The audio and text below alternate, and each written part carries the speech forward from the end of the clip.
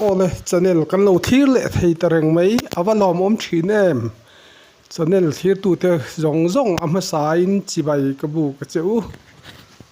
ka channel hi milo thir sak thina kalom em em a like in milo subscribe turin in khongai na ka han ngen tak zet ani e